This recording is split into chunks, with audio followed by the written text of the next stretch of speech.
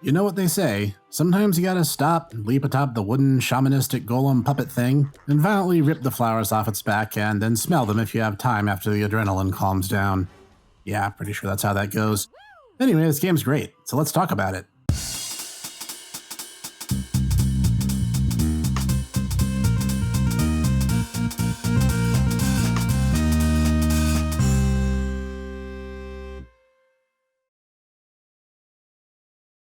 Greetings everyone, this is the Hipster Snek, bringing to you today another piece of N-D-X-Cellence, and one that I find incredibly difficult to find any information on. To give you some idea, Bitmonster Inc., the guys who made this particular game, they have two different website links that you can find if you search for them, but neither will actually take you anywhere. There's a LinkedIn page that hasn't been touched in years, a Twitter feed in the same boat. I couldn't find an email, and I even shouted out to them on my Twitter feed to receive crickets. There's no Wikipedia or TV tropes page for this game either, so I'm left to ask, am I literally the only one in the universe who's played Lili, Child of Geos? It seems to be believed the game debuted in 2014 and it was met with generally positive reviews across the board. So let's break it down a little. Lili, Child of Geos, and this might surprise you, takes place on the island of Geos, a fictional island in not precisely specified location, and the main character is a young girl named Lili, who goes there for her college thesis specifically to study the local flowers native to Geos. Guess that means she's not a child of Geos, but details. There, she learns the island has a native population of local automatons made of wood, known collectively as the Constructs, who seem to have a sort of social caste system that leads to the plot's central conflict. The upper class are known as spirits, greater tiki mask-like entities that pride themselves on the local species of flowers that grow from their backs, a sign of considerable status on this island. And the wooden constructs, who outnumber but are markedly less powerful than the spirits, are pretty fed up with their supposed betters and their treatment. However, the spirits don't merely cultivate the flowers for their own arrogance, though that certainly does seem to be a factor, but they are also a source of power, and tearing them forcefully from their hides greatly diminishes those strengths. Thus, Lili, not bound by the social order and not above raising a fuss for getting an A in her class, begins harassing everything on the island and tearing flowers like a woman possessed. It sounds only slightly more psychotic than it actually is. Graphically, I'm legitimately impressed that a small team was able to make the game look this good. It's very stylized, giving everyone a very distinct design, which is saying something as most of the characters in this game aren't even human. Lili herself is quite cute and endearing a character, drawn in an almost Pixar-like style with large, expressive eyes and a simplistic overall design.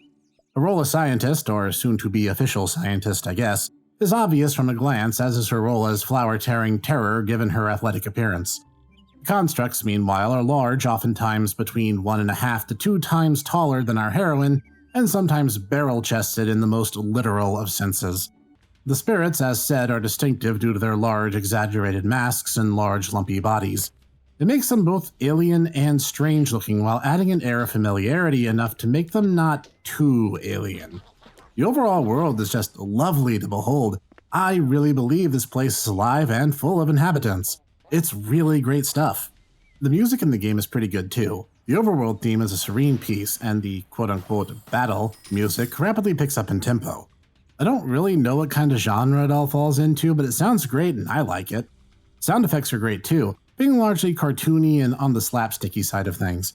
I don't really have much more to say than that. I really am impressed that the game's presentation as a whole is this good, bearing in mind that, from what I can find, this was all the work of 5 or 6 people total. Now, normally, I don't do things I don't like about the game before I even talk about the game's mechanics.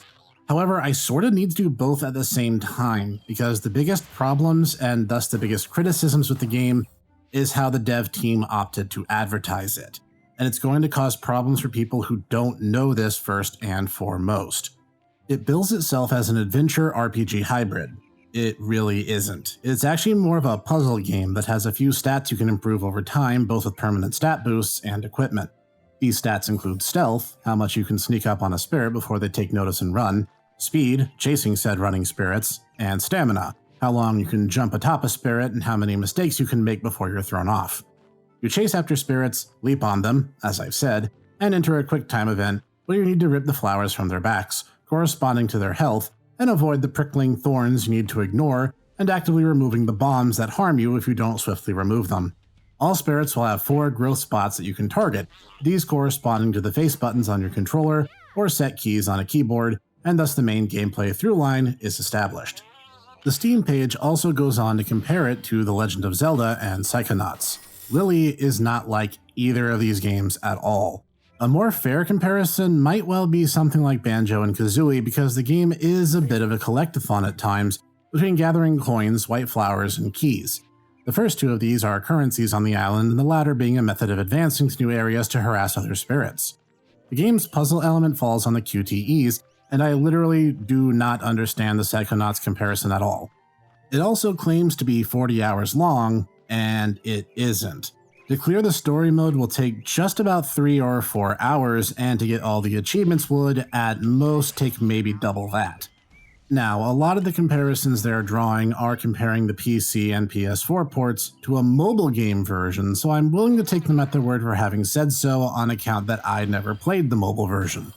But it is clear to me that a lot of negative Steam reviews hinge upon these false expectations that players had going into the game. The current banner on the Steam page even has Lili dressed up in a costume resembling Link from the Legend of Zelda series.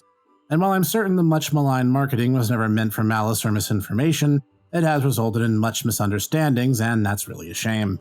The fact is, Lili Child of Geos is a unique game with its own distinct personality and gameplay to call its own, and I think that should be celebrated. While I did complete the game and got about 75% of the game's achievements in about 4 or 5 hours total, I legitimately enjoyed it. I liked meeting the quirky individuals, and while the laughter the game provoked did not, as the marketing originally promised, make my sides ache, it did more than once put a smile on my face. While the constructs and spirits are generally more on the forgettable side personality-wise, I found Lili herself very endearing, and her interactions with the island's residents are genuine and oftentimes humorous. By smashing vases and doing side quests, the former of which respawn when the map loads anew and the latter coming in quantities aplenty, Lili and collectathon her way through a mountain of coins and flowers. The latter can be exchanged for more cash or used at certain vendors unlocked as you progress. Lili can be dressed up to the nines, and the game has a hat obsession, the likes of which would make Team Fortress 2 nod its head in solemn approval. Further, as I mentioned earlier, our stats can be raised at a particular gem unlocked fairly early in the game, and equipables can further supplement stat growths. Another thing is the game is quite forgiving. If you leap atop a spirit who's just too much for you, you merely fall off and get taunted, but Lili cannot truly die or fail in her mission. You can then dust yourself off, reassess your strategy, and chase down the spirit anew like a crazed ex-lover hell-bent on getting their attention. You can also decide to leave and come back later after getting better equipment or consumable items. The spirits never despawn or leave the maps they call home, and you can even re-challenge them later on for better results. See, when you assault one, you'll be graded based on time and accuracy. If you get all 3 stars, you can also claim the spirit's mask as a token for a somewhat macabre collection of trophies signifying Lili's wins. These are by no means mandatory, just a nice collectible token you can shoot for if you want to give it everything that you got. Now, the marketing aside, was there anything I didn't really like? Well, the game could have been proofread a bit better. I did notice some grammatical errors, but that's a bit picky. Otherwise, it's really just a short game, so it'll be up to the person if a 4-hour game is worth the $15 listed price found on Steam. There's also no variations in playthrough, so apart from challenging yourself or shooting for 100% completion, there's just not much else to do once you cleared the main storyline. Honestly, I was really charmed by this game. I just wanted more. However, the game came out in 2014, and as I said, I can't find the dev team responsible for it. Which is a shame. I'd have loved to see a team this talented hammer out a Lili too. I'd be the first in line to get it. So, altogether, is Lili a Child of Geos worth it? I'd say yes. I found myself enjoying my time exploring the island and slowly improving what ultimately culminates in me being better and better and ripping and tearing flowers. I find the game undeniably charming. The gameplay engaging, the writing is entertaining, and the presentation is out of this world, and all that from an indie team. An indie team whose disappearance is every bit as depressing as it is mysterious. I'm being 100% serious. I love Lili Child of Geos, and if anyone from the Bitmonster team or someone connected to them wants to reach out, I'll dedicate a follow-up video to an ensuing interview. I'm dying to know more, and I for one would love to see the sequel. In the end, it's a fun game with its own distinct identity, partially wounded by its own poorly worded marketing campaign. What it is fun, and it gets my seal of approval. This has been the Snek of Geos, bringing to you another wonderful bit of N-D-X-Cellence. If you liked today's episode, be sure to hit the like button to let me know. And if you want more like this each week, hit the subscribe and bell icon so you never miss a one. Leave a comment down below letting me know if you've heard of this game or what happened to its devs. And if you want more like this, you can get it over at the Tomodachi Bros Podbean and YouTube channels, where my closest friends and I band together to talk about anime, manga, and much more. Keep joining us here every week for more obscure reviews and indie excellence, and I will see you there.